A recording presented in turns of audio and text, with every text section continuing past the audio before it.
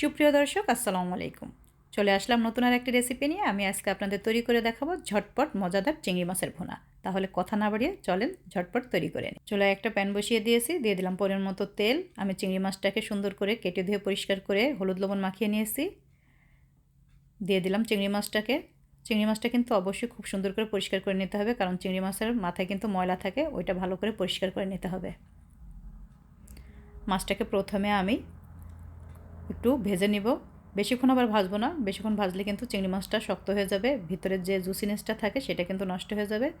তাই কয়েক সেকেন্ড করে একটু এপিট ওপিট করে ভেজে নিব। মাছটাকে আমি একটু উল্টিয়ে দিব, উল্টিয়ে দিয়ে ওই পিঠটাকেও আমি আবার কিছুক্ষণ একটু ভেজে নিব। মাছটা আমার ভাজা হয়েছে, এগুলো এখন তুলে নিব। একই প্যানের ভিতরে আবার কিছুটা তেল দিয়ে দিব। তেল দিয়ে আমি এখানে বেশ কিছুটা পেঁয়াজ কুচি দিয়ে দেব। পেঁয়াজ কুচিটাকে আমি একটু হালকা লাল লাল করে ভেজে নিব। ভেজে নিয়েছি, এখন দিয়ে দিব হাফ চা চামচের থেকেও কম রসুন বাটা, হাফ চা চামচের থেকেও কম আদা বাটাও। আদা রসুন বেশি দিলে কিন্তু চিংড়ি মাছের টেস্টটা ভালো লাগবে না। এখন পেঁয়াজের সাথে আদা রসুনটাকে একটু ভেজে নেব, যাতে আদা রসুনের কাঁচা গন্ধটা চলে যায়। ভেজে নিয়েছি, এখন এখানে একটু পানি দিয়ে দেবো। এখানে গুঁড়া মশলাটা দিব, নাহলে কিন্তু মশলাটা পুড়ে যাবে, এর জন্য একটু পানি দিয়ে দিলাম। দিয়ে দিব হাফ চা চামচ ধনিয়া গুঁড়া, দিয়ে দিব হাফ চা চামচ জিরার গুঁড়া, হাফ চা চামচের থেকেও কম দিয়ে দেব শুকনো মরিচের গুঁড়া। আপনারা মরিচটা আপনাদের স্বাদ অনুযায়ী দেবেন। দিয়ে দিব হলুদের গুঁড়া পরিমাণ মতো, দিয়ে মশলাটাকে খুব সুন্দর করে কষিয়ে নিব। এই মশলাটা যত সুন্দর করে কষিয়ে নেবেন, আপনার চিংড়ি মাছ ভুনাটা খেতে ততটাই ভালো লাগবে। চুলার আঁচটা মিডিয়াম আঁচে দিয়ে আমি কিন্তু মাছটাকে রান্না করে নিব। দেখেন মশলাটাকে খুব সুন্দর করে কষিয়ে নিয়েছি। এখন আমি এখানে দিয়ে দিব পরিমাণ মতো পানি। খুব সুন্দর করে কিন্তু মশলাটাকে কষিয়ে নিতে হবে। দিয়ে দিলাম পরিমাণ মতো পানি। পানিটা যখন ফুটে উঠবে তখন আমি আবার এখানে চিংড়ি মাছটা দিয়ে দিব। পানিটা ফুটে উঠেছে, এখন এখানে দিয়ে দিব লবণ। আমি আগে লবণ দিই নি, কারণ চিংড়ি মাছে লবণ আছে। পানিটা দিয়ে দেখে তারপরে আমি লবণটা দিব। পরিমাণ মতো লবণ দিয়ে দিলাম। এখন চিংড়ি মাছটাকে আমি এখানে দিয়ে দিব।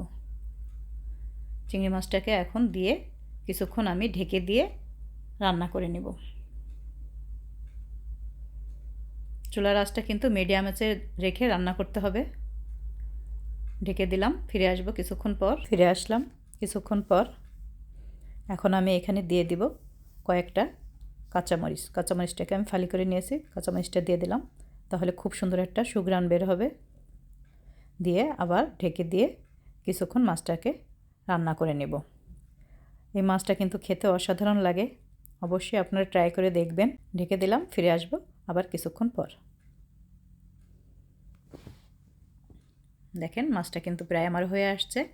এখন আবার ঢাকনাটা তুলে আমি কিছুক্ষণ রান্না করে নেব, মানে যতক্ষণ না মাছের উপরে তেলটা ভেসে না উঠছে ততক্ষণ মাছটাকে আমি মিডিয়াম আঁচে দিয়ে একটু রান্না করে নেব। রান্না আমার হয়ে গেছে, এই অবস্থায় আপনারা নামিয়ে নিতে পারেন।